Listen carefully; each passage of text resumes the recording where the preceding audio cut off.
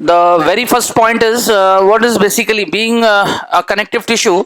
Definitely, it might have acquired its hardness by some modification, some changes and transformation. So it is a modified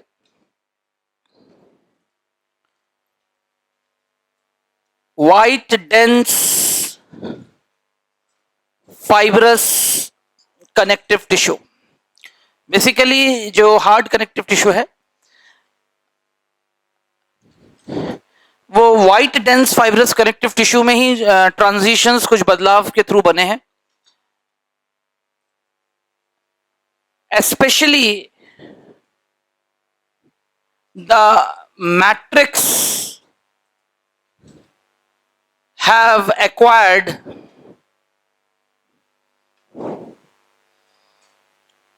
the transition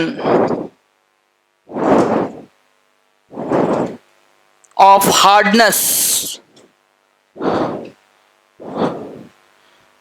by following two means. दो तरीकों से matrix में hardness आया है. One is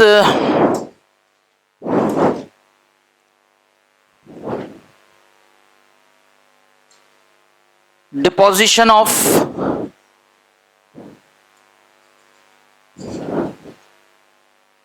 crystals of salts, and another is presence of some tough proteins. Being hard white fibrous connective tissue, general matrix तो वही mucopolysaccharide का बना होगा एक ग्राउंड सब्सटेंस की तरह, बट एडिशनली ऐसा क्या चीज है उसमें आया, स्पेशली मैट्रिक्स. हालांकि हर एक कंपोनेंट चेंज से गुजरा है, ना केवल मैट्रिक्स बल्कि सेल्स भी मॉडिफाई हो चुके थे. नॉर्मल कनेक्टिव टिश्यू में मदर सेल, फिब्रोब्लास्ट होते हैं and rest other cell types 6 तरह के जो आपने पिछले 2 क्लास में एक्सपीरियंस किए. But being transforming towards acquiring that hardness so as to contribute in near future among those animal group as true chordates, vertebrates जिनमें true living endoskeleton बनना है by those specialized connective tissue which we recognize as hard connective tissue. तो the foremost characteristic कि वो एक modified white dense fibrous connective tissue से बना है, और स्पेशली जो मैट्रिक्स है उसने उस बदलाव को क्या है अचीव किया है, एक्वायर किया है हार्डनेस के लिए दो तरीकों से.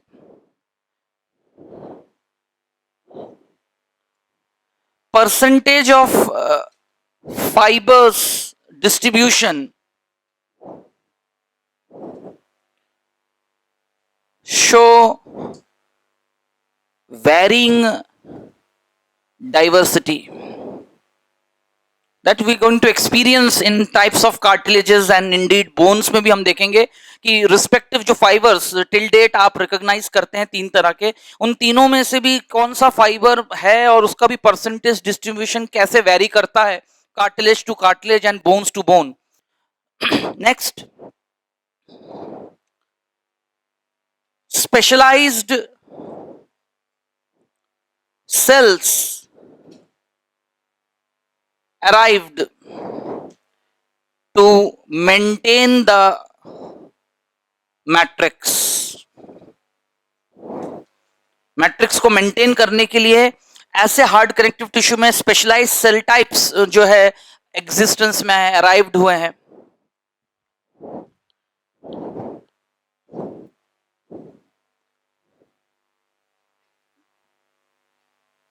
This tissue is known as skeletal connective tissue. इस टिश्यू को स्केलेटल कनेक्टिव टिश्यू भी कहते हैं. And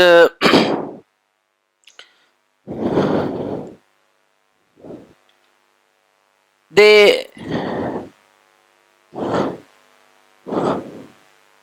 organize in form of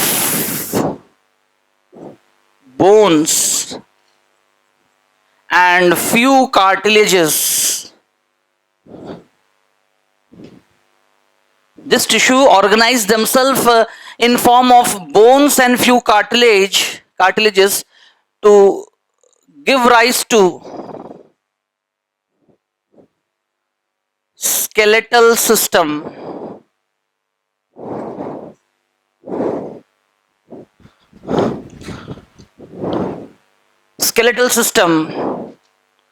of vertebrates in animal kingdom.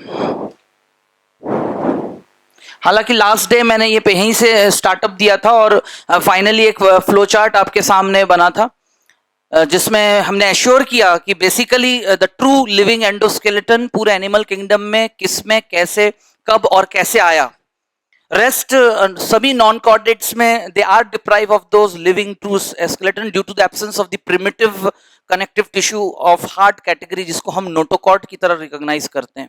Right तो वो तो है ही नहीं, तो स्केलेटन सिस्टम बनने की कोई उम्मीद नहीं है. लेकिन जिनमें है those we recognise as chordates, even chordates are not all truly vertebrates. All vertebrates are chordates but all chordates are not. Now that distinction arises due to a evolutionary transformation which was being supported by the destiny. मैंने एक specially line लिखवा के गया था आपको. What is the destiny of that notochord? बन तो गया as an embryonic structure, as an evidence of our phylogenetic development कि being हमारे ancestral हम कहाँ से हैं कैसे है उसका एक evidence है वो कि एम्ब्रियो स्टेज में शरीर में सभी चीजों का प्लेटफॉर्म और एक फ्रेमवर्क बनता है. And so do alike all systems और ऑर्गन्स की तरह स्केलेटन सिस्टम का भी शुरुआत एम्ब्रियोनिक लाइफ में शुरू तो हो जाता है as per the genetic map fate of all those germ layers, जो भी उसकी पूरी ऑर्गेनोजेनेसिस का प्रोसेस है उसके चलते हुए बन जाता है. But does every such embryo who are chordates going to actually achieve their skeleton system? No, they are themselves of two types, protochordates followed by true chordates, euchordates. तो रेस्ट बातें हम टेक्सोनॉमी में और एक्सप्लोर करेंगे. Coming to our point कि skeleton system जैसा एक framework बनाने वाला स्ट्रक्चर नोटोकॉर्ड फॉर्म में आया, लेकिन नोटोफॉर्म अपने रूल्स के अकॉर्डिंगली ट्रांसफॉर्म होके the moment it give rise to vertebral column, backbone in general या स्पाइनल कॉलम हम कह सकते हैं, that's a biological signal sign कि the organism is necessarily going to bear, is going to have possess a system of framework support system called skeleton system. And among animal kingdom, skeleton system, the supportive system come into existence by participation of two prominent histological structures. Those are cartilages and bones.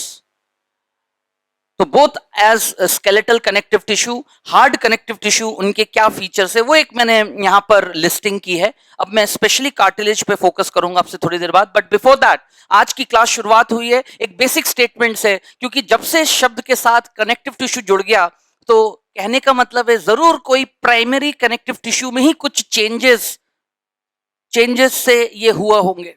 तो वो कौन है वो मैंने mention किया. और जिस hardness की बात आ रही है वो ये दो खास चीजें हैं. Now these are the remarkable points. आने वाले दिनों में कौन है वो टफ प्रोटीन्स और वो सॉल्ट जो अचानक इनके प्रेजेंस एब्सेंस से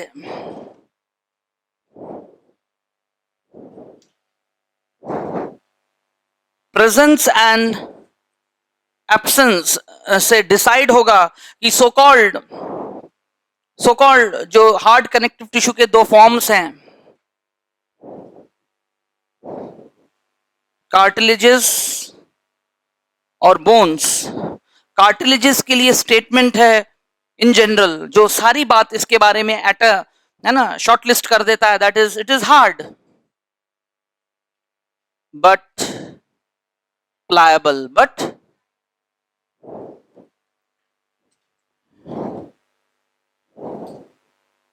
नो एनसीईआरटी इसी बात को तो रिवील करता है कि cartilages is are recognized as a hard connective tissue with two prime properties. Hardness, it has got a tough nature with some degree of flexibility, some degree of allow करता है pliability, whereas bones are hard enough as usual but with non pliability. तो finally cartilages शरीर के framework में participate तो करता है ना, to resist compression.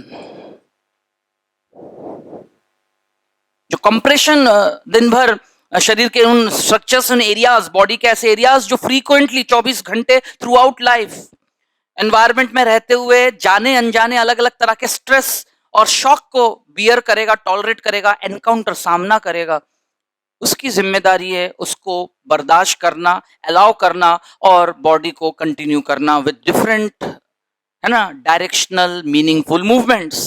whereas bones have to primarily support,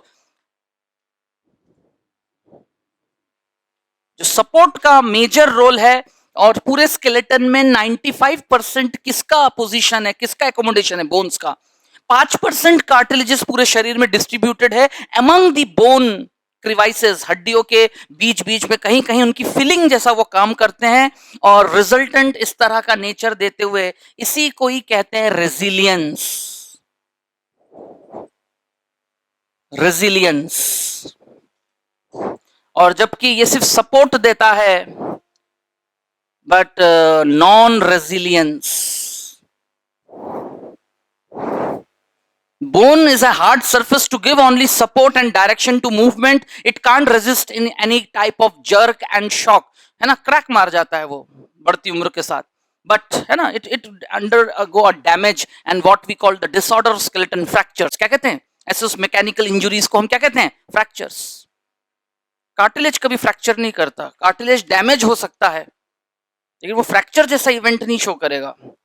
तो now comes to the concepts of physics जो आप पढ़ते हैं, द मोर एंड लेस, ऐसा समझ सकते हैं आप, कार्टिलेज है बिल्कुल एक कच्ची टहनी की तरह, जिसको आप तोड़ने जाओगे it will tear off, but वो टूटेगा नहीं, लटक जाएगा। That's the resilience. और यही बढ़ती उम्र के साथ आप सूखे हुए ड्राई एक लकड़ी का टुकड़ा लोगे और उसको आप तोड़ेंगे तो वो एक ब्रिटल एक्शन के साथ टूट जाएगा। ब्रिटल नेचर, कैसा नेचर? तो दैट्स द डिफरेंस, है ना, both are the product of the plant body, लेकिन दोनों का टेक्सचर, फॉर्मेशन और कंपोजिशन उम्र के साथ अलग अलग होता है। और नेचर एक ह्यूमन या कोई भी ऐसे एनिमल का स्केलेटन सिस्टम ऐसे दो चीजों से बनाते हैं, one is cartilage, another is bones, and both together reform and exhibit our hard connective tissue, participate in skeleton system, skeleton connective tissue. So that was the basic primary history of hard connective tissue. Coming back, यानी chapter तो चालू हो चुका था physiology का, skeleton system क्या है, movement क्या है, लोकोमोशन का क्या संबंध है, इंट्रोडक्टरी सारी बातें सब कुछ करने के बाद peeping through the details, finally we concluded कि among animal kingdom, through skeleton system, among any vertebrate member we have to take the reference of a mammalian body। हम किस में पढ़ेंगे? mammalian body। So before I start regarding cartilage, ठीक है, listing हो चुकी है, ये कैरेक्टरिस्टिक्स है।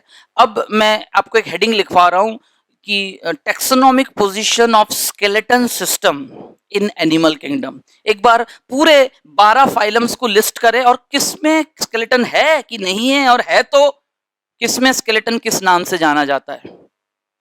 आ रहा है समझ में? फिर शुरू करेंगे कार्टिलेज के बारे में। आज कवर हो जाएगा कार्टिलेज, 3 तरह के, हायालिन, इलास्टिक एंड फाइब्रस। कल की क्लास पूरा बोन्स कंप्लीट हो जाएगा, उसकी हिस्टोलॉजी। मंडे की क्लास में हम एक्चुअल शुरू करेंगे human skeleton system made up of 206 bones which are aligned in 2 forms. अचानक आपके चैप्टर का सिनॉप्सिस दिमाग में रहना चाहिए, axial and appendicular. Clear?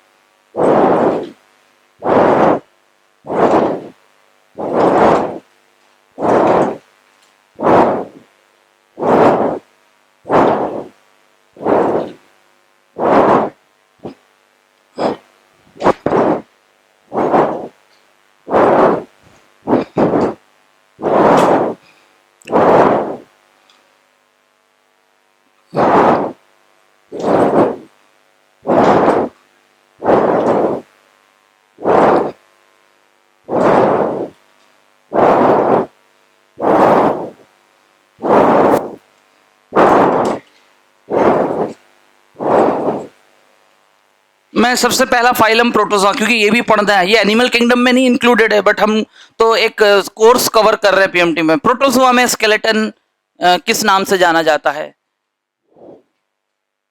Pellicle.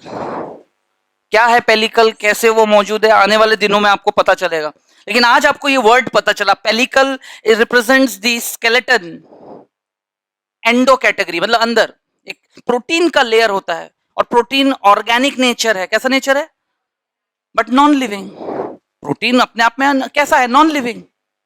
Are you getting the concept? तो आप महसूस करोगे मेरे स्टेटमेंट को कि वाकई में पूरे एनिमल किंगडम में right from the beginning till that hemichordates, truly we could say कि स्केलेटन इज प्रेजेंट, एंडो और exo, but non living, inorganic, organic. Whereas या तो इनऑर्गेनिक होगा या ऑर्गेनिक। लेकिन कॉर्डेट्स में, और कॉर्डेट्स में भी जो वर्टिब्रेट्स हैं उनमें अगर स्केलेटन बनता है living type, endo only, main exo होते हैं हम लोग में भी, नेल्स और वो सब बात करेंगे, लेकिन मेन है एंडोस्केलेटन जो फ्रेमवर्क देता है, and it is both organic and inorganic. Next, Porifera. Porifera में spicules and those too are again endo. अब वो ऑर्गेनिक भी हो सकते हैं, इनऑर्गेनिक भी हो सकते हैं। स्पीक्यूल्स होंगे तो कांटेदार कैल्शियम कार्बोनेट सिलिका के बने हुए, या फिर स्पॉन्जिन फाइबर भी होते हैं। एंड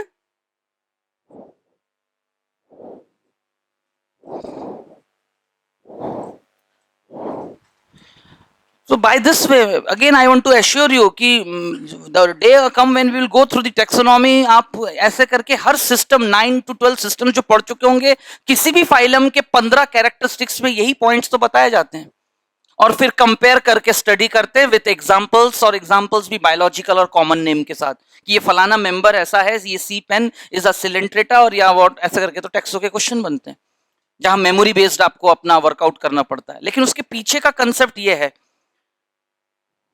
अब आप देखिए, सिलेंट्रेट से लेकर टिल एनालिडा, टिल सब में होता है हाइड्रोलिक स्केलेटन। जब मैं अर्थवॉर्म पढ़ा रहा हूँ टेक्सोनॉमी में, उस दिन मैं इस टर्म का मीनिंग समझाऊंगा और एक्चुअली ये काम कैसे करता है। आज तो आपको पता चल गया कि बॉडी के सिलोमिक फ्लूइड को इस्तेमाल करते अपने बॉडी को अंदर से सपोर्ट और देते हुए मूवमेंट्स, लोकोमोशन करना, such a skeleton system is called hydraulic skeleton. ठीक है, and again it is endotype. Danger sign बना के next point, arthropoda. All arthropoda have got that characteristic chitinous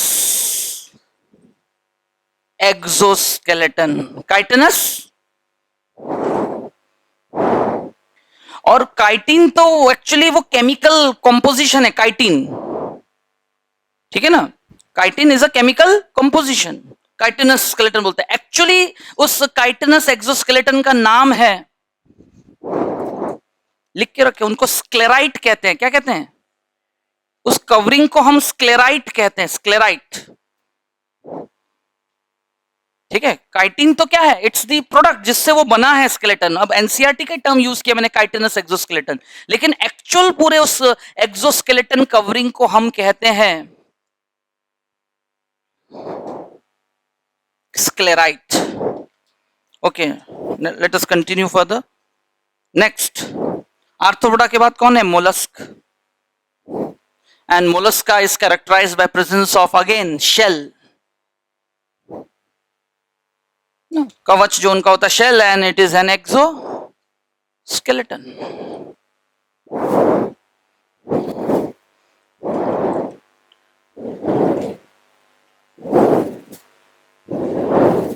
Again, echinoderm and hemichordates, and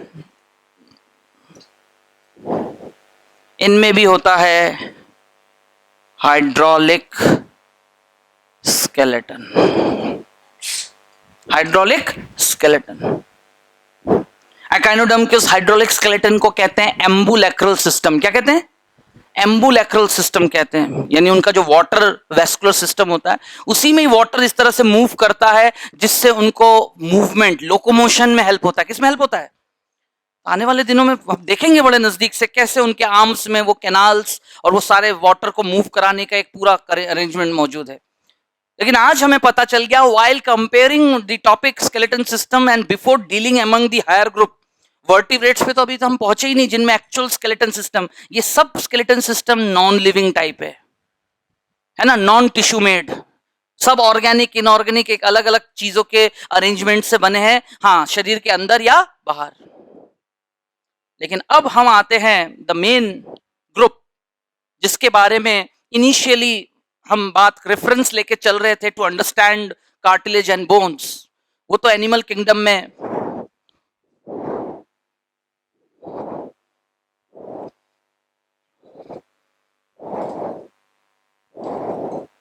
among chordates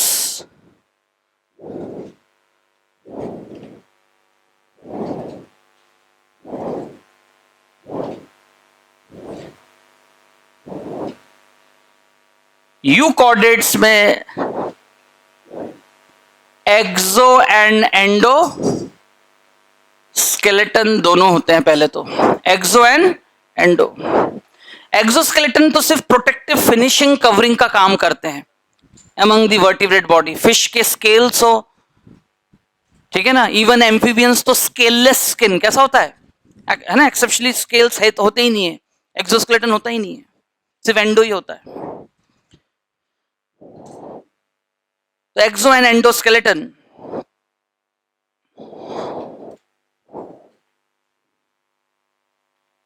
endoskeleton बना होता है cartilage या bone से, लेकिन जिसका स्केलेटन सिर्फ कार्टिलेज से बना होता है ऐसे ग्रुप को कहते हैं साइक्लोस्टोम्स एंड कौन से fishes, Chondrichthyes, cartilaginous fishes, cyclostomes and Chondrichthyes. जबकि बोन्स, सिर्फ बोन से बने हुए उनको हम कहते हैं ऑस्टियोथिक्स, बोनी फिशेस। और दोनों से बनने वाले including both among vertebrates, endoskeleton cartilage और बोन्स दोनों से मिक्सअप होके बनता है। Those four groups are amphibians, यानी फिशेस के बाद, फिशेस दो तरह के होते हैं, कार्टिलेजिनस एंड बोनी फिशेस। इनमें पूरा या तो कार्टिलेज होगा, इनमें या तो पूरा बोन्स होगा। लेकिन बाकी जो बच्चे वर्टिब्रेट्स के 4 क्लास मेंबर्स हैं,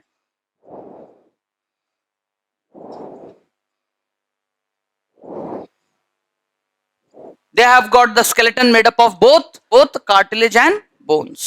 So now the question arises, what is cartilage, what are bones?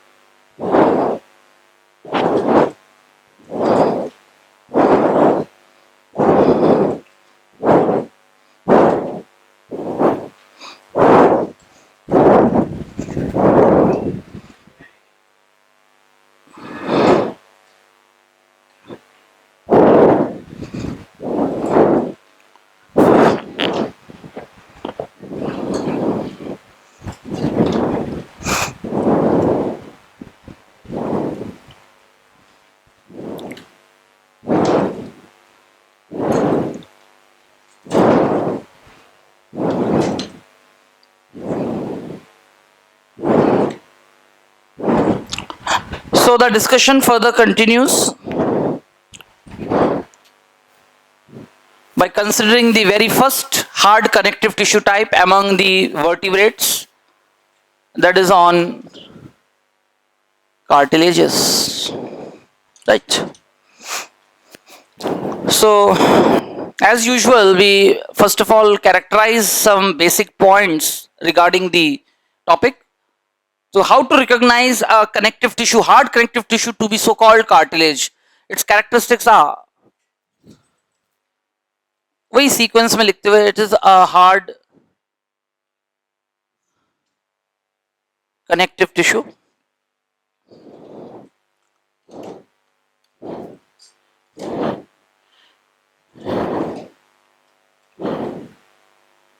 modified dense fibrous connective tissue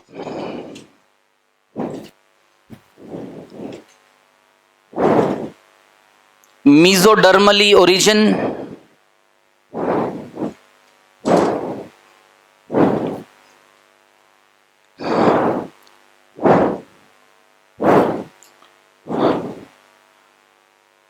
hard and pliable to offer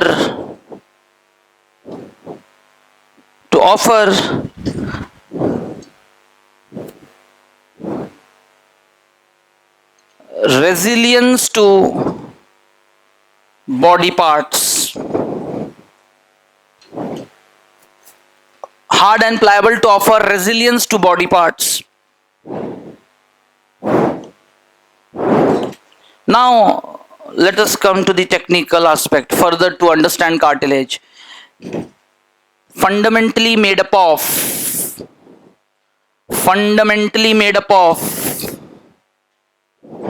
three components: matrix, cell types,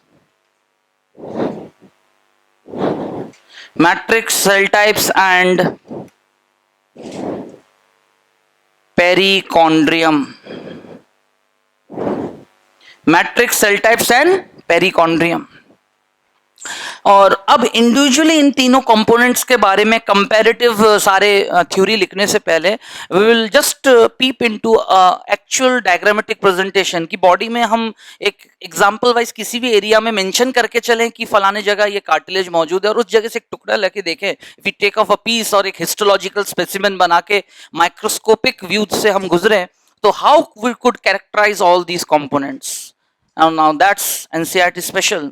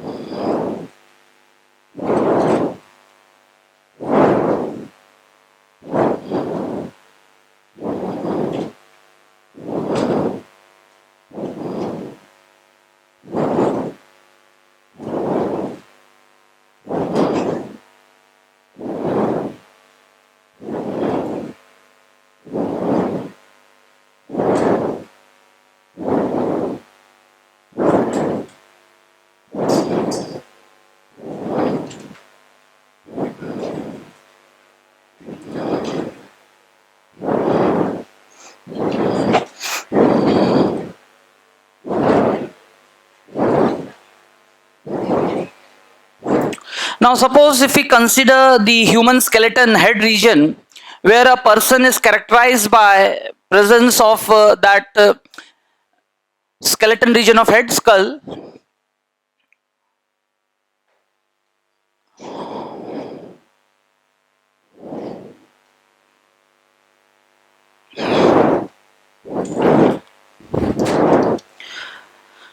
now this region if you personally experience, आप अपने nose के upper end पे यहाँ हाथ रख के महसूस करते हैं, you will have an hard experience with non pliability.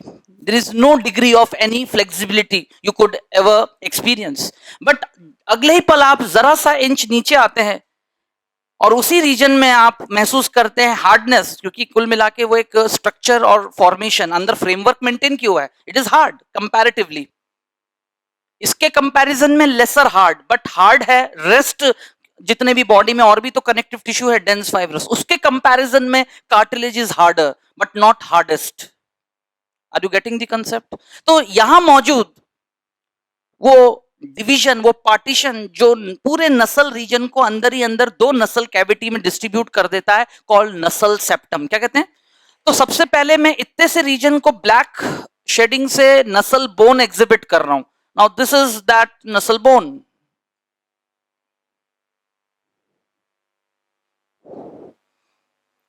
लेकिन अगले ही पल उसके नीचे यहां से इतना रीजन जो है, इतने से रीजन को मैं, है ना, वो अंदर तक है वो फिर पार्टीशन, लेकिन मैं यहां से जो विजिबल है, ये जो रेडिश कलर में जहां जहां इस्तेमाल करूंगा, which is going to exhibit the first type of, ये तो एक जनरल में कार्टिलेज की बात कर रहा हूं, but cartilage itself going to be three types, hyaline, elastic and fibrous. फिलहाल मैं आपके साथ एक मोस्ट टिपिकल कॉमनेस्ट कार्टिलेज की बात करने जा रहा हूं। हालांकि इस डिवीजन को कहते हैं, इस पार्टीशन को, नसल, and which is histologically made up of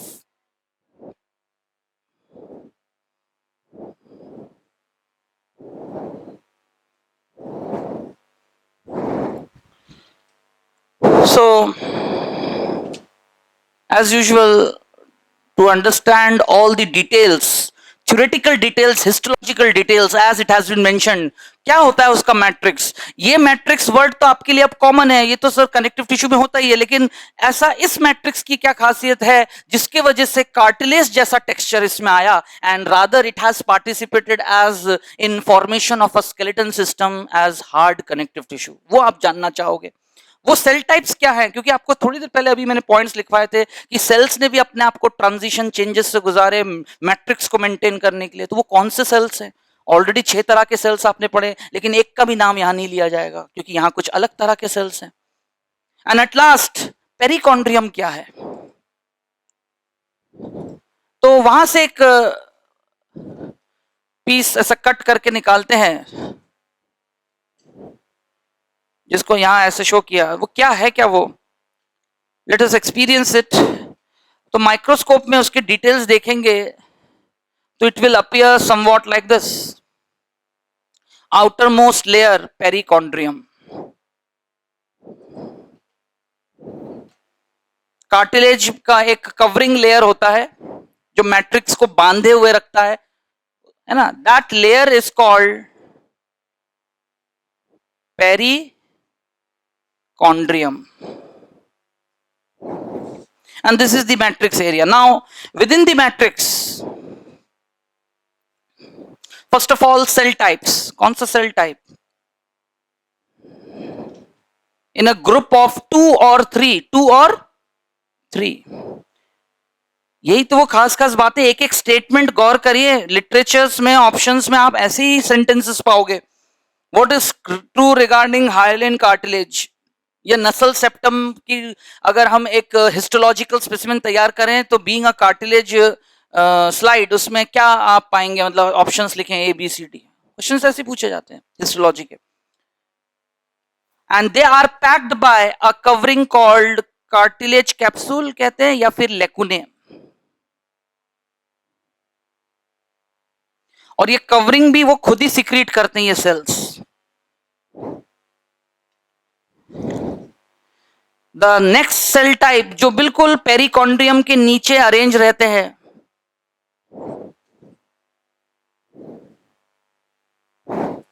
and the third cell type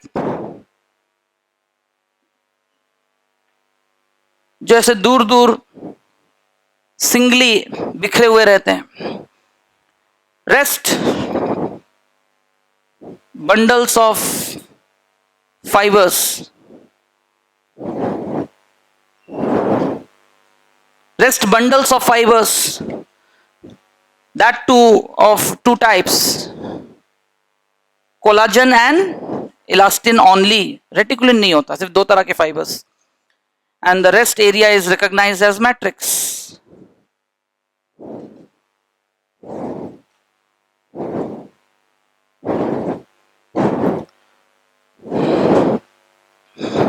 इस पूरे मैट्रिक्स को कॉन्ड्रिन कहते हैं। The matrix of the most commonest cartilage type hyaline cartilage is called chondrin.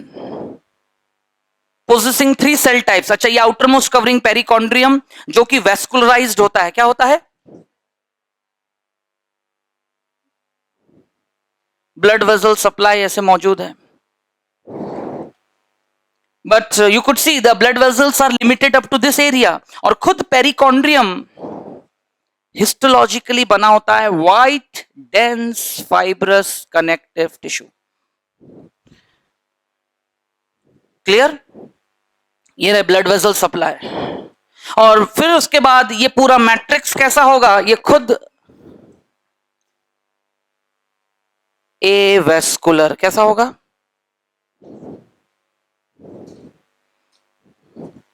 The first cell type is called chondroblast।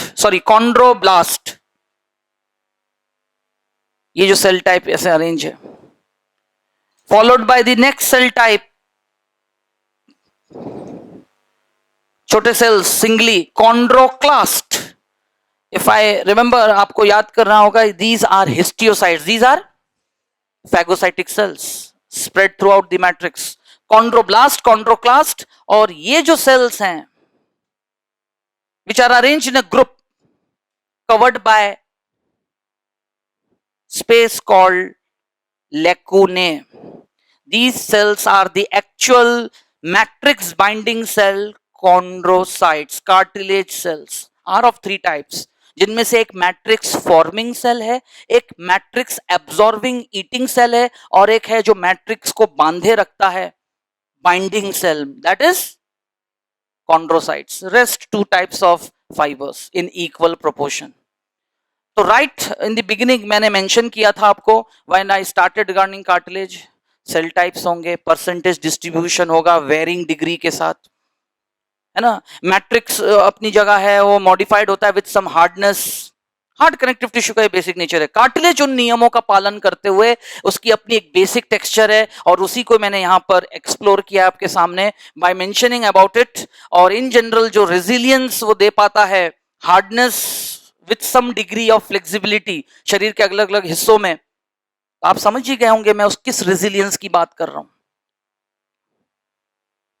Finally ये 3 components, और accordingly एक example लेके मैंने ये एक मोस्ट जनरल कार्टिलेज, हायलिन कार्टिलेज, ऐसे ही 3 तरह के कार्टिलेजेस का कंपैरिजन करेंगे। लेकिन before that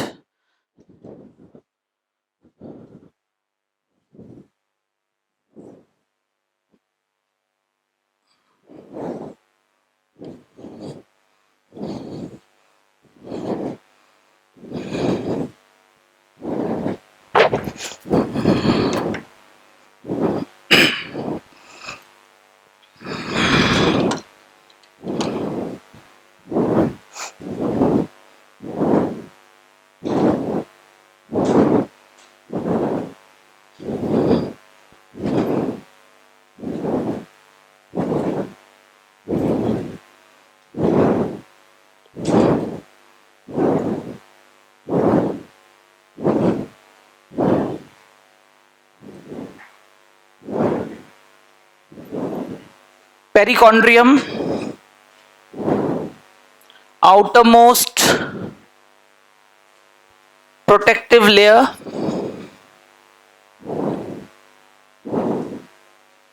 made up of white dense fibrous connective tissue,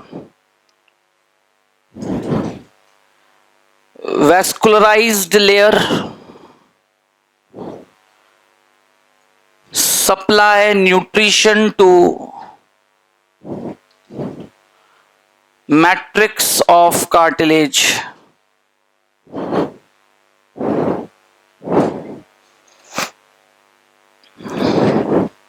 Similarly, the next component, that is matrix. Now being the ground substance,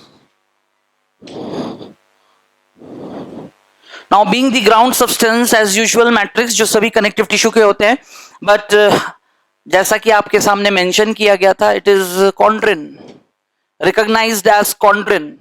And the next very significant point, contains mucopolysaccharide, वो तो होगा ही, else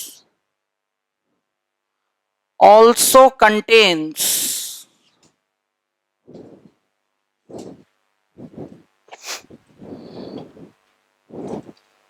else also contains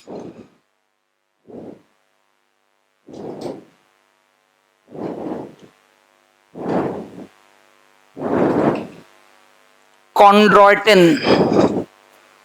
ये जो matrix में special protein deposition है, क्योंकि मैंने early mention किया था, by deposition of some tough proteins, by deposition of some, and cartilage matrix is organic completely by deposition of that chondrin is chemically polysaccharide तो होगा ही, क्योंकि है तो basically connective tissue, white dense fibrous connective tissue होता है, लेकिन chondroitin होता है। What is chondroitin? It's the polymer of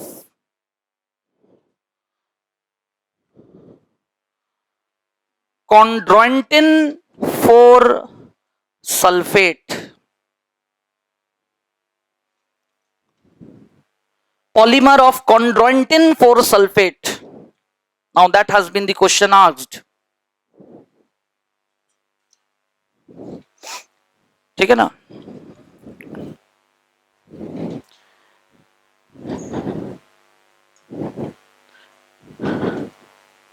Matrix is completely organic as well as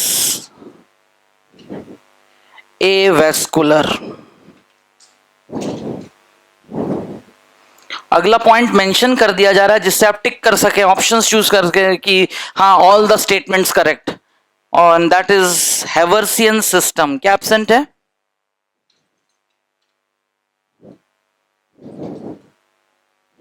यानी that will arise a quest, आपके मन में एक जिज्ञासा लाएगा कि फिर हेवर्सियन सिस्टम क्या है जो इसके पास नहीं है। यानी हम कल के क्लास के लिए एक क्वेश्चन पुटअप करके जा रहे हैं, क्योंकि कल के क्लास में यही तो प्रूव करेंगे कि bones are recognized by their Haversian system. तो यहां लिखेंगे Haversian system absent. Finally cell types.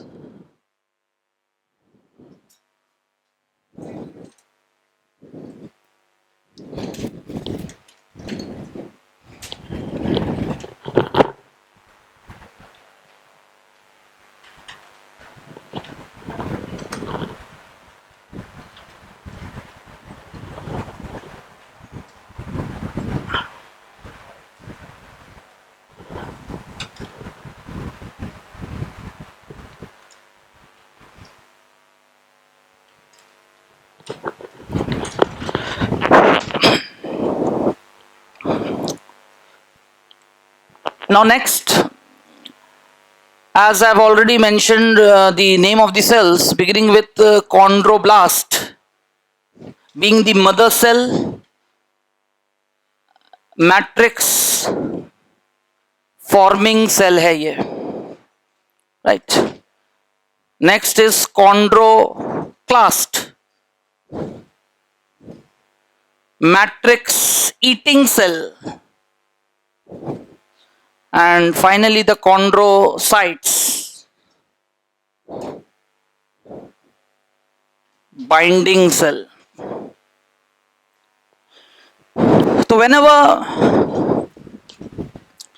the old matrix is being reabsorbed, जो आप देख सकते हैं ये chondroclast through out the matrix अलग अलग जगह बिखरे हुए हैं, स्कैटर्ड हैं, तो finally they do their work, वो पुराने मैट्रिक्स को हटाते रहते हैं। तो नया मैट्रिक्स हमेशा ऊपर से नीचे की तरफ, क्योंकि यहां मौजूद है वो मैट्रिक्स, तो that you could see in the direction appositional growth. क्या कहते हैं उसको?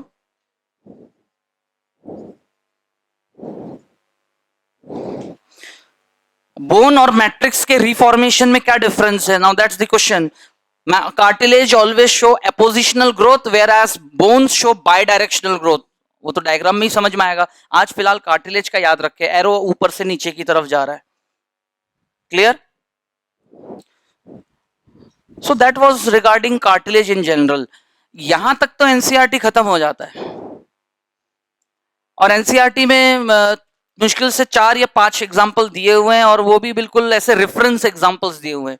लेकिन if you go through any book question paper, definitely questions जिस तरह से पूछते हैं तब स्पेसिफिकली आपको पता होना चाहिए बॉडी के जैसे आज आपको एक पता चला नसल सेप्टम, एनसीईआरटी में टिप ऑफ नोज ऐसे करके लिखा है, लिम्ब बोन्स में मौजूद होते हैं। अब लिम्ब बोन्स में कार्टिलेज कहाँ मौजूद होते हैं, इमेजिन नहीं कर पा रहे।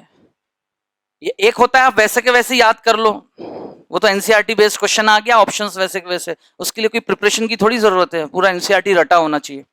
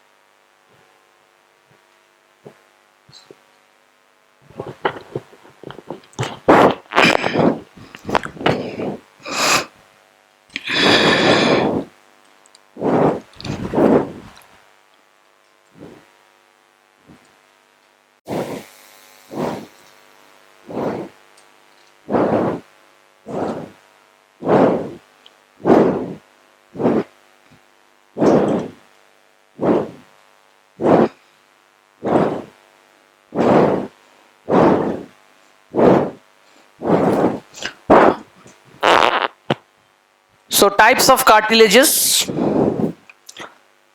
और इंडीड उनको कंपेयर करने के लिए जिन खास कैरेक्टर्स को लेके हम डिस्कस करेंगे। Cartilages are hyaline, elastic and fibrous. So now the very first point, matrix. Hyaline is characterized by bluish matrix, whereas elastic is by yellow coloration and fibrous to be white. Then appearance,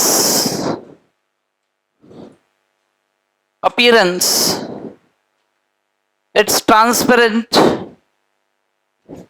whereas both are opaque.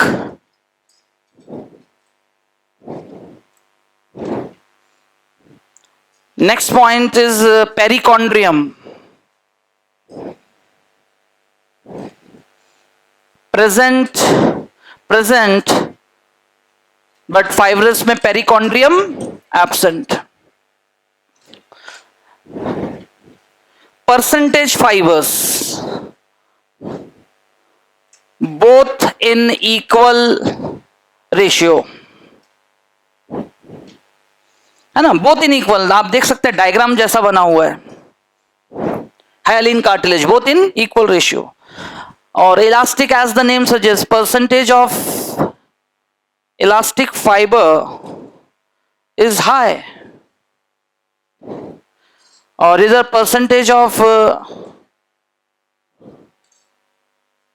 collagen fiber is high.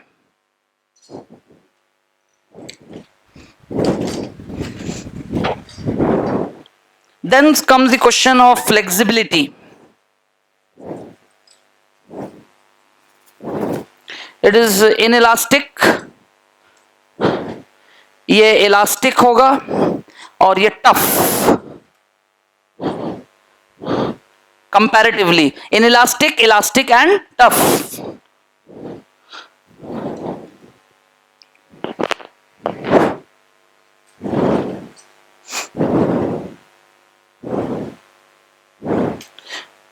So that was the nature, basic nature, while we compare hyalin. And at last, जो cells को अगर हम बात करें, they are scattered.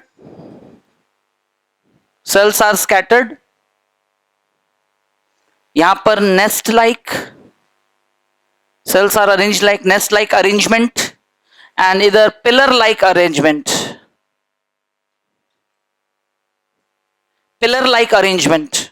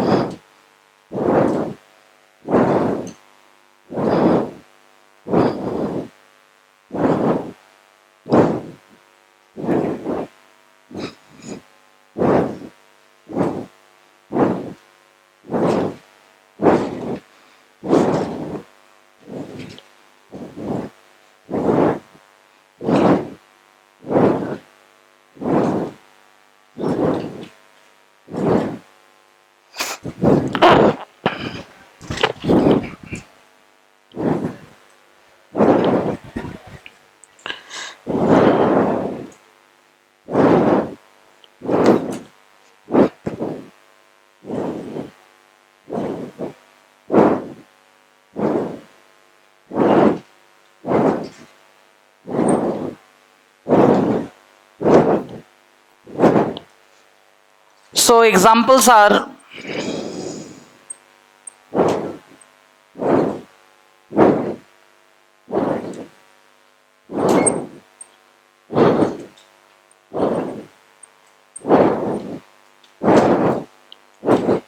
now there are some exclusive examples of those different cartilages throughout the body. बस इतने ही याद रखने हैं, इसके अलावा कोई क्वेश्चन ही नहीं आएगा. So the very first example जिसको मैंने diagrammatically पहले depict किया है यहाँ पर, that's the nasal septum followed by hyaline cap,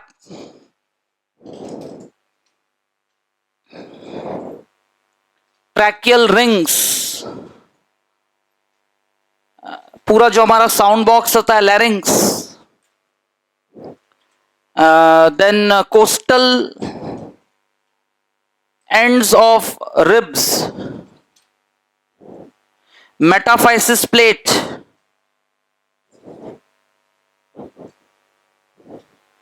and indeed the fetal skeleton, the complete, yani earlier before birth our skeleton was completely cartilaginous, और ऐसा होना ये हमारे ancestral characteristic है, क्योंकि कॉर्डेट्स में सबसे पहले जो साइक्लोस्टोम्स और कॉन्ड्रोथिक्स फिशेस हैं उनका skeleton throughout life cartilaginous रहता है, और later on those all cartilage slowly and slowly converts into different types of bones. Next class कल ही हम देखेंगे on the basis of formation bones are replacing membranous and sesamoid. तो आज हमारे एक अडल्ट बॉडी में, शरीर में जितने भी पोर्शंस में बोन्स हैं, earlier way they were either cartilage या कुछ और स्ट्रक्चर्स थे जिनके ऑसिफिकेशन यानी हार्डनेस से वो जाके बोन बने. Clear? So that was all about. तो एग्जांपल्स में जैसे मैंने ये लिखा है. नेक्स्ट इलास्टिक में 4 एग्जांपल्स मेंशन कर रहे हैं, बस ये 4 ही एग्जांपल्स हमारे बॉडी में होते हैं. Ear pinna,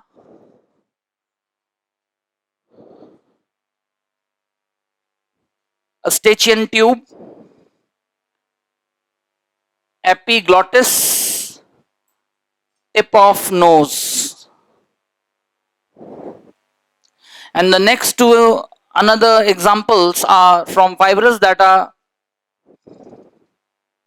intervertebral disc, and another prominent example is pubic symphysis.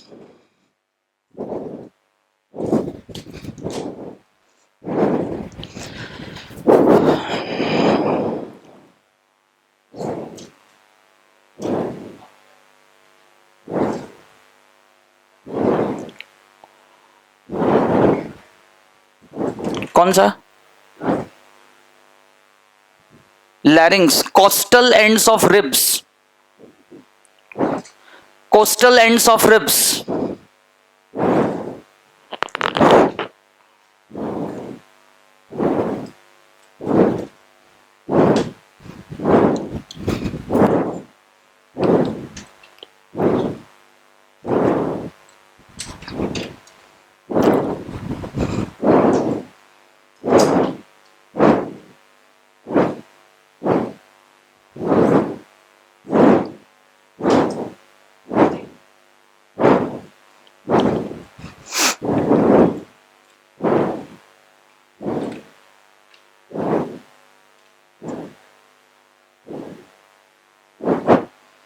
So this is the perichondrium, followed by matrix with network-like arrangement of elastin fiber only with high percentage,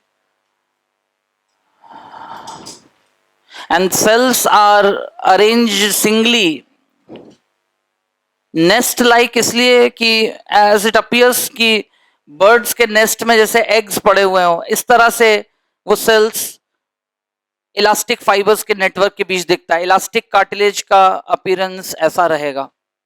वही ऐसा ही diagram है लेकिन with some changes. और इसमें दो ही cell type होंगे,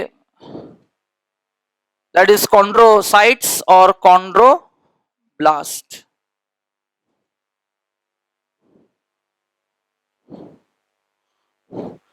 chondroclast इसमें नहीं होते. वैसे इसमें देखें, इसमें तो पेरिकॉन्ड्रियम लेयर होता ही नहीं है. बस bundles of collagen fibres are arranged in a pattern of parallel to each other at significant distance, और उनके बीच सेल्स यानी जो मेन सेल है कॉन्ड्रोसाइट्स वो ऐसे पिलर की तरह अरेंज है, वन आफ्टर ईच अदर, ऐसे स्टैक्ड है एक दूसरे के ऊपर.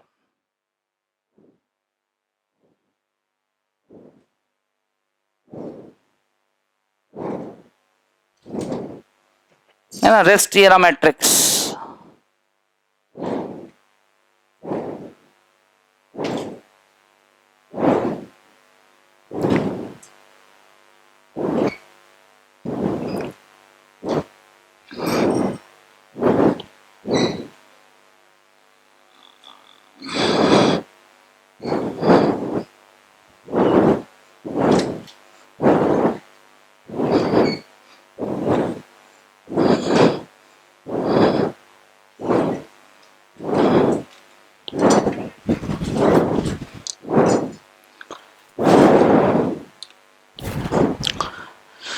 अब एक एग्जाम्पल तो आपने देखा, दैट इज नसल सेप्टम. इसी तरह से हम बॉडी में जो एनसीईआरटी में लिम्ब बोन्स लिखे हुए, suppose we take the example of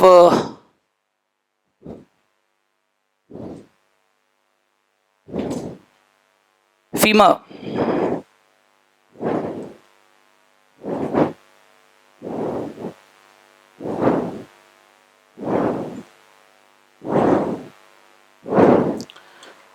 तो बॉडी में कोई भी रीजन हो, है ना, occupied by some bones, long bones, and whoever does such bones, जो जॉइंट्स बनाने में पार्टिसिपेट करते हैं, मूवेबल जॉइंट्स. कैसे जॉइंट्स? मूवेबल, यानी परफेक्ट जॉइंट्स, सिनोवियल जॉइंट्स. तो अब अगर ये फीमर बोन है, थाई बोन है, इसका ये एंड जो पेल्विक गर्डल के एसिटापुलम कैविटी के साथ जॉइंट बनाएगा, हिप गर्डल, यहां बनेगा नी जॉइंट. क्या बनेगा? तो these two bone surfaces are going to actually, है ना, एनकाउंटर ईच अदर. और throughout the day, throughout life, एक व्यक्ति के शरीर में वो एक दूसरे के अगेंस्ट, है ना, रब होंगे, मूव करेंगे, फ्रिक्शन जनरेट होगा, and definitely it will cause some wear and tear. To avoid that wear and tear, that friction, and to make the function of folding of that joint lucid, उसको lubricate करना, आसान बनाना, shock absorbing nature के साथ. किसके साथ? So these surfaces of bones are covered by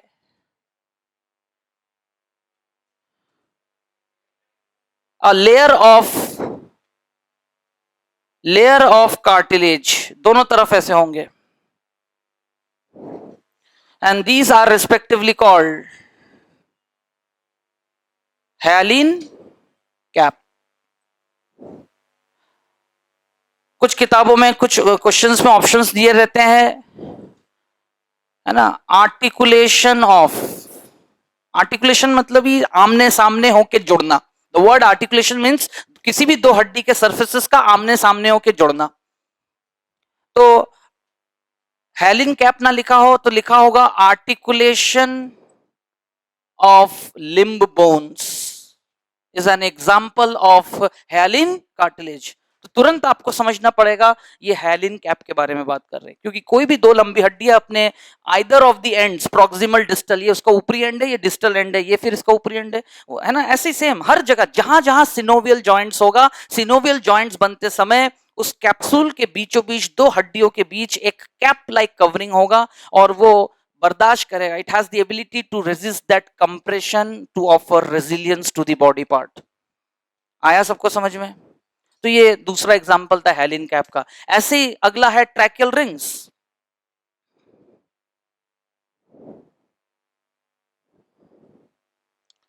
So human respiratory system have got those wind pipes, पूरा एक respiratory tree बनता है।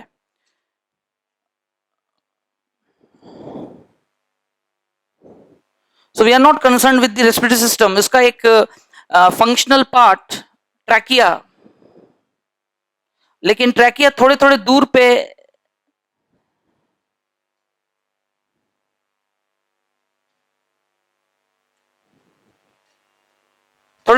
पे ऐसे सी शेप्ड, है ना, half circle C shaped rings like structure, tracheal rings क्या कहते हैं? अब उनके डिटेल स्ट्रक्चर आने वाले दिनों में रेस्पिरेटरी सिस्टम में ट्रैकियल रिंग्स देखेंगे, लेकिन आज हमें पता चला कि दो सी शेप्ड ट्रैकियल रिंग्स जो histologically throughout the length of trachea उसके ट्रैकियल वॉल में बीच बीच में इंसर्टेड है, to make the trachea non collapsible, to make the trachea, and they are histologically made up of hyaline cartilage, and the larynx जो इस तरह से कंप्लीट 9 अलग अलग टुकड़ों से, 9 पीसेस ऑफ कार्टिलेज, पूरा हमारा जो साउंड बॉक्स है upper end of trachea anterior most, अलग अलग 9 टुकड़ों से असेंबल होके बना है, और उन 9 टुकड़ों में से 8 पीसेस जो है हाइलिन कार्टिलेज के बने हैं। अब वो 9 अलग अलग कार्टिलेजेस के नाम, टाइप, पेयर्ड है कितने, अनपेयर्ड है, ये सब आपको साउंड बॉक्स, जब मैं आपको रेस्पिरेटरी सिस्टम पढ़ा रहा हूँ एनसीईआरटी चैप्टर रेस्पिरेटरी सिस्टम, वहां डिस्कस करेंगे। लेकिन उस दिन जब मैं कहूंगा कि the complete लैरिंग्स is a cartilaginous box, यानी तुरंत समझना चाहिए कि it is made up of 2 types of cartilage. कितने पीसेस? 9 है, लेकिन टाइप ऑफ कार्टिलेज उसमें कितने इन्वॉल्व है? 2। टोटल कार्टिलेज बॉडी में कितने हैं? 3। उनमें से 2 कार्टिलेज हमारे किसको बनाते हैं? लैरिंग्स, साउंड बॉक्स को। एक हाइलिन कार्टिलेज और दूसरा इलास्टिक। तो मैं अभी इस पूरे डायग्राम में थ्रू आउट द बिगिनिंग नसल septum, hyaline cap, tracheal rings, ये 3 किस कलर से बनाया? रेड कलर से। मतलब रिकॉग्नाइज करें आप जिन जिन एरियाज में रेड कलर इस्तेमाल हो रहा है, हाइलिन कार्टिलेज। और अब इसी कंटेम्प्रेरी में, इसी एग्जांपल डायग्राम में, इसमें एक ऊपर ढक्कन जैसा, लिड जैसा स्ट्रक्चर होता है जो उसको समय समय पर बंद करता है। वो यहां सामने से जुड़ा होता है तो वो ऐसा ढका हुआ दिखेगा, ये, and that structure is known as, लेकिन मैंने ब्लू कलर का इस्तेमाल किया है क्योंकि ये किसी दूसरे कार्टिलेज से बना है। ये तो हाइलिन कार्टिलेज है, लेकिन वो ढक्कन जैसा स्ट्रक्चर एपिग्लॉटिस, है ना, which gate close to accomplish the act of swallowing. जब हम खाने को निगलते हैं, ये ऐसे अपनी इलास्टिक नेचर से बंद हो जाता है। खाने का फूड बोलस ऐसा यहाँ सपोर्ट लेके पीछे फूड पाइप में चला जाता है और फिर ओपन हो जाता है। एंड इट, ये जो मैं समझा रहा हूं, it occurs in fractions of time. अरे यस और नो? और कुछ लोग के लिए फ्रैक्शंस भी कम पड़ जाते हैं। अरे कुछ लोग होते हैं ना, बस ये रसगुल्ला और अंदर। अरे कुछ आया समझ में? मतलब है ना। तो एपिग्लॉटिस, ठीक है ना, साथ में ये एक एग्जांपल कवर हो गया, इलास्टिक कार्टिलेज। और इलास्टिक कार्टिलेज मतलब ये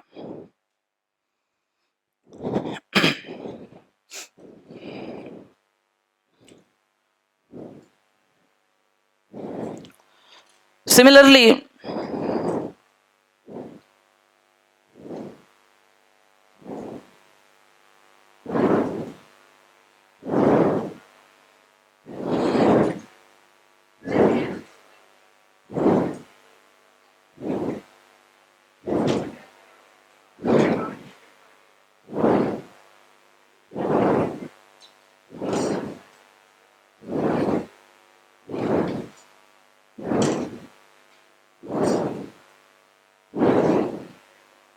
now this is a presentation of the rib cage.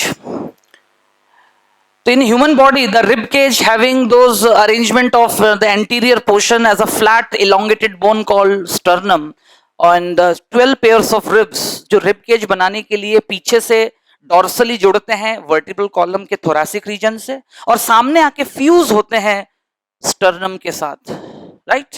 तो जुड़ते समय ये जो एंड्स हैं, they are not bony, they are cartilaginous, they are to allow some degree of movement, to allow, एकदम फिक्स जॉइंट नहीं होता, it allows some degree slightly movable, जो कि ब्रीदिंग को असिस्ट करे। कौन सा मूवमेंट? ब्रीदिंग।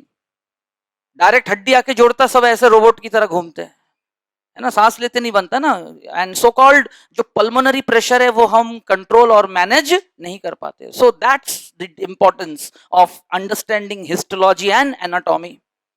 जब ये समझ में आएगा तभी तो फिजियोलॉजी में हम प्रूफ करेंगे कि कैसे ब्रीदिंग के दो steps, inspiration and expiration, one breathing cycle, है ना, इंस्पायर एंड एक्सपायर। और इस दौरान जो नेगेटिव प्रेशर क्या क्रिएट होता है, where the whole thoracic region of the body coelom act as an airtight chamber, act as an, तो ये बातें आने वाले दिनों में जब चैप्टर में साथ पढ़ाया समझाया जाएगा, उस दिन यही एनाटॉमी और हिस्टोलॉजी हमें उस बात को सपोर्ट करेगा। So this is the cartilaginous joint which allows slight degree of movement.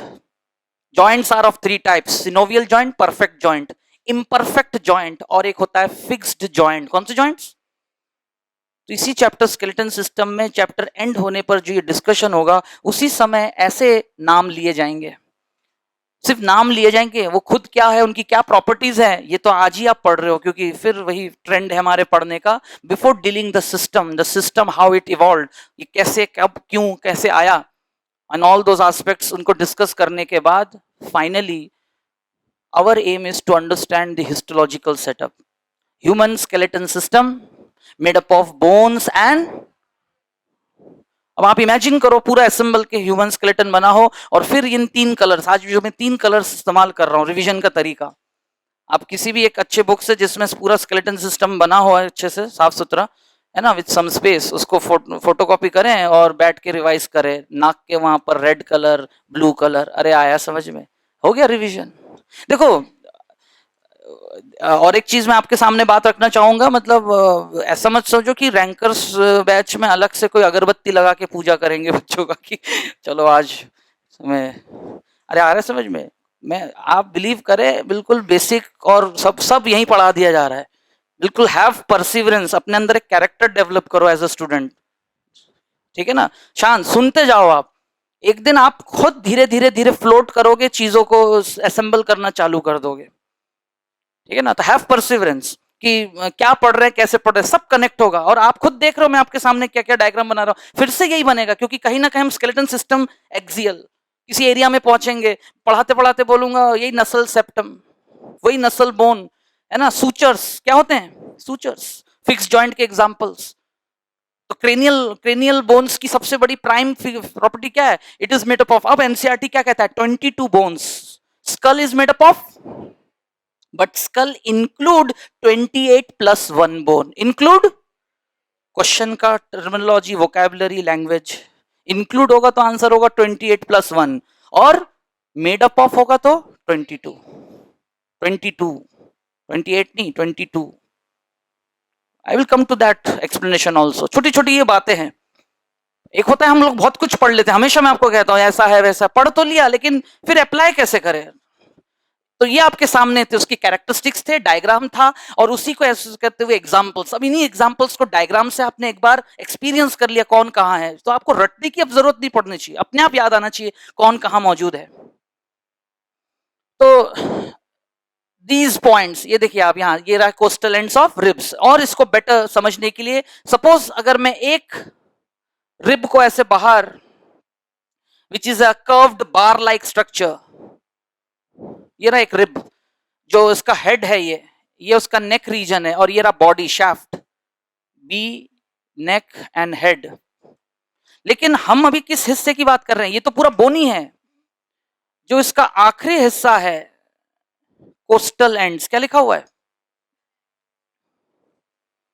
It is cartilaginous, it is and made up of which cartilage?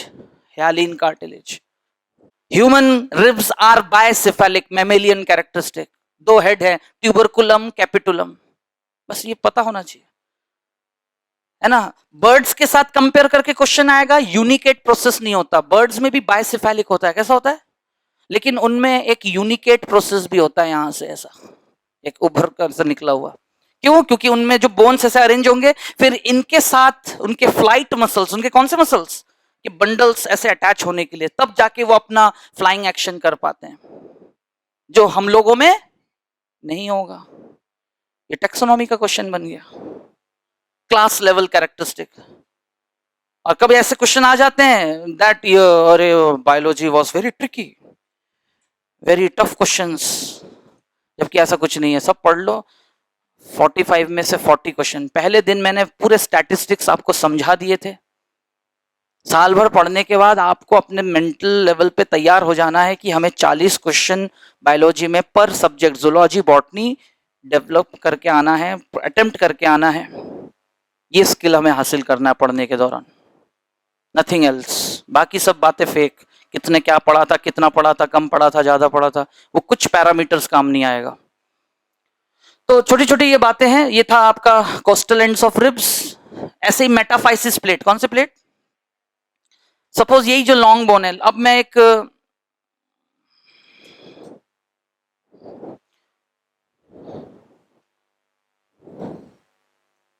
Now this is the humerus bone, which bone? Upper arm, ठीक है। और मान के चलिए ये एक 6 year old एक बच्चे के हाथ की हड्डी है, लिया है मैंने, यानी अभी भी ये पूरी तरह बोनी नहीं बना। क्यों? क्योंकि इस उम्र में अगर वो एरिया है, अभी भी 11-12 साल बचे हैं उसके लाइफ के, बॉडी को प्रोपोर्शनेटली ग्रोथ करने का, और उसके प्रोपोर्शन में वो एरिया अपनी लंबाई गेन करेगा। और अगर पूरी हड्डी हार्ड हो जाएगा, there is no space left to further differentiate, develop, क्योंकि पूरा बोन का मैट्रिक्स कैसे हो जाएगा? हार्ड। सबको आ रही मेरी बात समझ में? तो क्या होता है, उसको समझने के लिए पहले तो मॉर्फोलॉजिकली बोन के जो टर्मिनल एंड्स होते हैं उनको कहते हैं एपीफाइसिस। क्या कहते हैं? और जो बीच का शाफ्ट लेंदी पार्ट होता है उसको कहते हैं डायाफाइसिस। क्या कहते हैं? अब एपीफाइसिस और डायाफाइसिस के बीच में एक नरम सा एरिया रहता है, थोड़ा सा बिल्कुल सॉफ्ट, ऐसा पूरा रिंग की तरह। अब अगर उस एरिया को मैं रेड कलर से शो कर दूं, किससे? मतलब वहां ह्यालिन कार्टिलेज का क्या है, जिस उम्र में मैं मान के चल रहा हूं, आज आपके और मेरे हाथ में नहीं होगा वो हड्डियों में, क्योंकि ग्रोथ कांस्टेंट हो चुका है, सब अपनी हाइट, हेल्थ, एक बॉडी का बेसिक मॉर्फोलॉजी गेन कर चुके हैं constant. This area is called metaphysis plate. हल्का सा वो ग्रो करता है, फिर उसमें उसके मैट्रिक्स में डिपोजिशन होता है, हड्डी बन गया, फिर वो ऊपर चला गया, ऐसा ऊपर और नीचे, ऐसे कर करके बॉडी के हर हड्डी क्या करेगा? प्रोपोर्शनेट में ग्रो करेगा। और एक दिन ये पूरा मेटाफाइसिस प्लेट क्या हो जाएगा? डिसअपियर, गायब। और जिस दिन गायब हो जाएगा, that's the height and health. सबको आई बात समझ में? तो growth hormone act on bones on which area? Answer होगा मेटाफाइसिस एरिया। और ये ह्यालिन कार्टिलेज का बना होता है। सबको आ रहा है समझ में? That was metaphysis. बाकी fetal skeleton, before birth the complete skeleton of fetus, और अगर वो ह्यालिन कार्टिलेज का बना है, that's very true, it's an evidence, not an awkward and exceptional phenomena.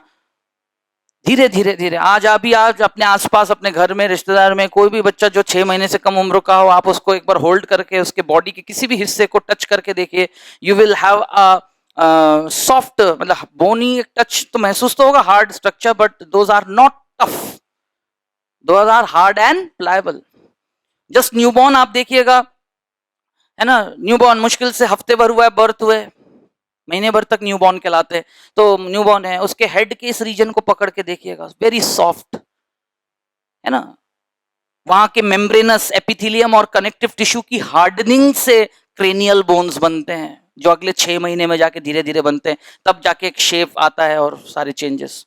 तो तो that is membranous bone. Which bone? हर बोन कार्टिलेज से नहीं बनता। Yes, most of the bones of human body are replaced by, मतलब किसको replace करके? Cartilages. But there are 10% bones जो आइदर सिसामॉइड हैं या फिर मेम्ब्रेनस। 90% बोन्स हमारे पूरे स्केलेटन के कैसे हैं? रिप्लेसिंग टाइप, यानी कार्टिलेज के रिप्लेसमेंट से बने हैं। लेकिन कुछ ऐसे एरियाज हैं जो बोन्स वो कैसे बने हैं? या तो टेंडॉन्स या लिगामेंट्स के ऑसिफिकेशन से, उसको हम सिसामॉइड बोन कहते हैं।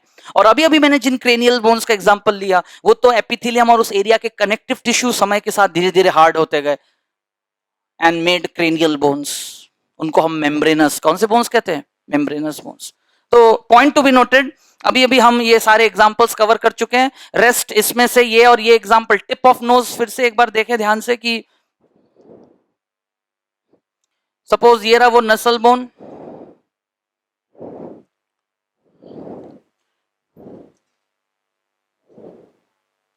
ये रहा वो नसल सेप्टम अंदर हायालिन कार्टिलेज का बना हुआ,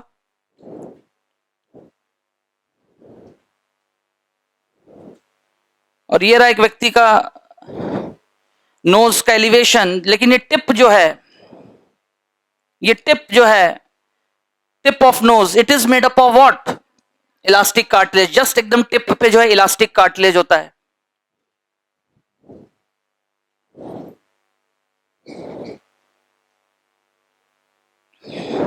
ये रहा ईयर पिन्ना, और ईयर पिन्ना खुद दो रीजन्स में डिस्ट्रीब्यूटेड है। इस रीजन को हेलिक्स कहते हैं और इसको ईयर लोब। जो हेलिक्स रीजन है ईयर पिन्ना का, it is filled with what cartilage? Elastic cartilage.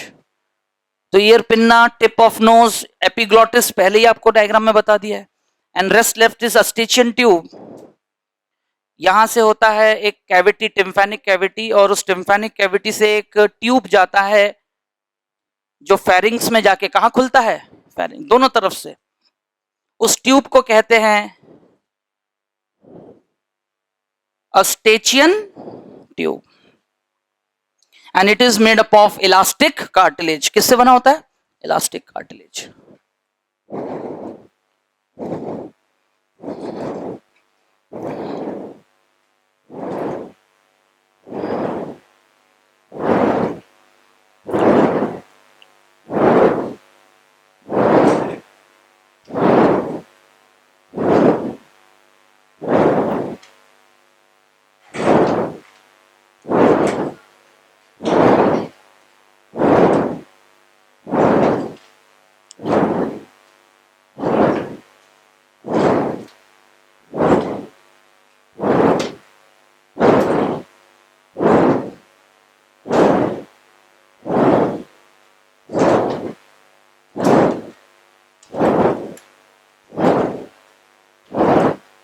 So you could experience it as a body, the backbone, and a vertebral column. But the whole vertebral column is a segmented, where each segment is called vertebrae. And in between the vertebrae, throughout the lifetime, कोई भी organism है उसके शरीर में जो respective spinal column, backbone है, एक एक सेगमेंट के बीच जो स्पेस है, that space is filled with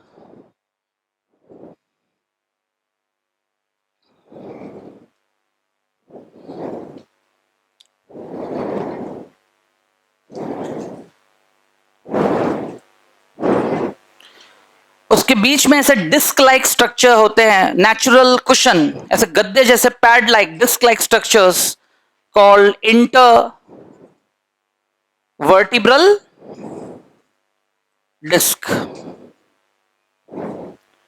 और एक इंटरवर्टिब्रल डिस्क को अगर हम बाहर निकालें ऐसे,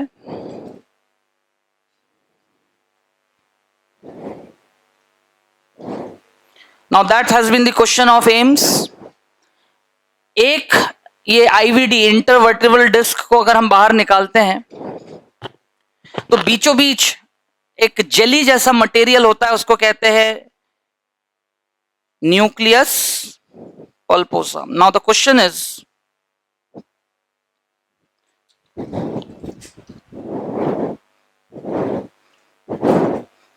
it is recognized as remnant of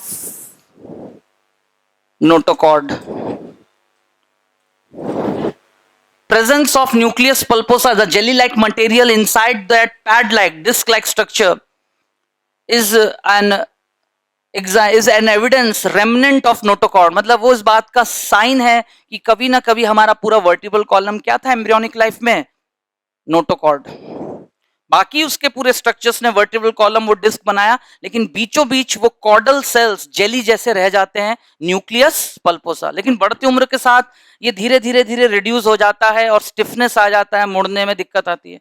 और स्केलेटल डिसऑर्डर, यही वो डिस्क है, अगर वो डैमेज हो गया ड्यू टू सम इंजरी और ऐसी मूव कर गया अपनी जगह से, the problem is called slip disc. The problem is called, तो आप समझ गए होंगे डायग्राम से कि दिन भर ये क्या करता है, इट रेजिस्ट, वही कंप्रेशन, कार्टिलेज रेजिलियंस देता है। दिन भर आप बैठे हैं, खड़े हैं, continuously in different types of movement, ये पूरे शरीर के वजन को, सेंटर ऑफ ग्रेविटी को कमर के इस लंबर रीजन, ये रहा गले का सर्वाइकल, थोरासिक, लंबर, सैक्रम, तो पूरे शरीर की सेंटर ऑफ ग्रेविटी कहां मेंटेन होती है, लंबर रीजन, वहां के वर्टिब्रा और रिस्पेक्टिव पूरे हर उस पे वर्टिब्रा पे दबाव पड़ता है। तो दिन भर यही इनवर्टिबल कॉलम जो है, इंटरवर्टिबल डिस्क, ये दब जाता है, कंप्रेस, है ना, and you experience a reduction in, slight reduction in your height, but at the end of the day when you go to sleep after having that 6 to 7 hours, है ना, अपना दिन भर की थकावट के बाद रात का जो नॉक्टर्नल नेचर नहीं है, आप रात को सोते हैं 6 से 7 घंटे मिनिमम एवरेज, वो अलग बात है, कुछ लोग 10-11 घंटे भी सो रहे हैं, that's an another thing, they are not मानव, they are you are better understanding the condition. तो what I mean to say कि आप अगले ही सुबह early morning when you awake and you have an experience of a slight increase in your height, now that's the question, है ना, every morning when you get awake, आप जागते हैं and you experience a slight increase in your height, it is due to the rejoicing, rejuvenating disc.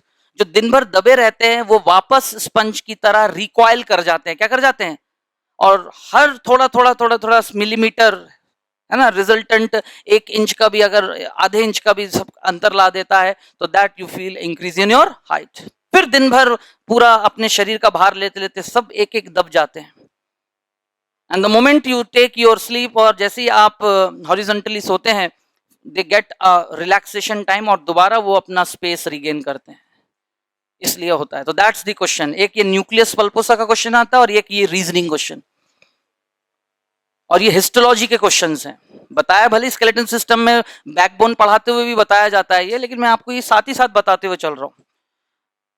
और इसी की तरह होता है प्यूबिक सिम्फाइसिस, पेल्विक गर्डल, सामने से उसे प्यूबिक बोन आके एक फिक्स्ड जॉइंट बनाता है, that joint is called pubic symphysis, और वो जॉइंट बनता है एक cementing filling material, fibrous cartilage से बनता है। पूरा तो बोन है, लेकिन वो आपस में हड्डी डायरेक्टली नहीं जोड़ता, उनके बीच जो गैप है वो जुड़ता है फाइब्रस कार्टिलेज से, तब उस जॉइंट को कहते हैं pubic symphysis. Now the question is, ये तो चलो आपने पढ़ लिया कि ह्यूमन स्केलेटन में pubic symphysis is an example of fibrous cartilage. The question is, male female में कहां डिफरेंस आ जाता है? In males it is always remain fixed, but in females conditionally by the end of pregnancy, on the beginning of parturition, labor pain, there is a sudden significant release of a hormone called relaxin. कौन सा hormone? From the ovary. अब ovary से कौन सा वो structure, ये सब आगे फिजियो में पता चलेगा, बट आज जो बात आपको मैं क्वेश्चन सॉल्व कराना चाह रहा हूं कि ठीक है, this is that hormone relaxin, जो अपने असर से लिगामेंट्स और उस पूरे पेल्विक एरिया के बोन्स में हल्का फुल्का जो है लूजनिंग इफेक्ट लाते हैं। कैसे इफेक्ट? रिलैक्सिन, स्पेशली इस जॉइंट को, प्यूबिक सिम्फाइसिस। जिसके वजह से वेजाइना को स्पेस मिलेगा बर्थ कैनाल की तरह थोड़ा सा क्या है एक्सपैंड होने के लिए to perform the stage of expulsion of the baby. तो what is the role of female skeleton, which joint participate, question पूछने के लैंग्वेज, ये तो मैंने आपको इस तरह से कहानी सुनाई है, अब इस पूछा कैसे जाएगा इस बात को। अब स्केलेटन सिस्टम का क्वेश्चन मान लो, या फिर तुमने आज हिस्टोलॉजी पढ़ते हुए फाइब्रस कार्टिलेज के एग्जांपल में, ये आप बैठ के एग्जाम हॉल में रिकॉल करेंगे कि कौन सा कंसेप्ट कहां कैसे पढ़ा था, वो एक अलग बात है। फिलहाल आप क्वेश्चन को समझकर लिंक कर पा रहे हैं कि नहीं, सबको आ रही बात समझ में। So that's the topic cartilage. इससे एक पॉइंट और ज्यादा पढ़ने की जरूरत आपको नहीं है, और आप खुद ज्यादा समझदार हैं, एनसीईआरटी से बियॉन्ड जाके पढ़ा दिया है। एनसीईआरटी में तो मुश्किल में, अगर एग्जैक्ट एनसीईआरटी पढ़ूं तो 15 मिनट का भी खेल नहीं था ये पूरा, यस और नो। लेकिन eight the end of the day अगले 1.5 घंटे में अब हम रिलैक्स होना चाहिए मेंटली। आज घर पे आके रोज जो जो पढ़ा दे रहा हूँ, रोज का रोज जाके उतना ही, तो 15-20 मिनट आपको बस आपको पता होना चाहिए कैसे कहानी की तरह शुरू हुआ, क्या बोला गया था, पिछले टॉपिक के साथ कैसे वो कनेक्टेड है। ये घर पे जाके आप असेंबल कर पा रहे हैं, you are in the game. नहीं तो आप पहले दिन से ही नॉकआउट हो, आई एम सॉरी टू से।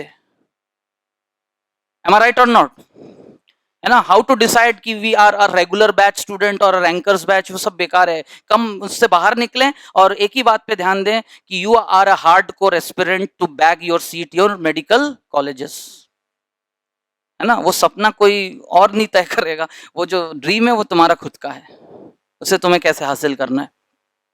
Everyone clear? तो similarly tomorrow we will start exclusively regarding, ठीक इसी कॉन्टेक्स्ट में, with a new experience regarding bones. और उस बोन्स को पढ़ने के पीछे एक ही कारण होगा, just to justify only one point, what is Haversian system. क्योंकि उसी की मौजूदगी से बोन कुछ अलग है, कार्टिलेज कुछ अलग है। कार्टिलेज को एक बार डैमेज हो गया तो रिपेयर होने में टाइम लेगा, जबकि बोन बुरे से बुरी तरह से टूटने के बाद भी it has a more chances of recovery sooner than cartilage. Reasoning question, तो उसको मैंने कहा ना, क्या क्वेश्चन कैसे भी बने उसका इर्द गिर्द एक ही एक्सप्लेनेशन होता है, राइट। Thank you.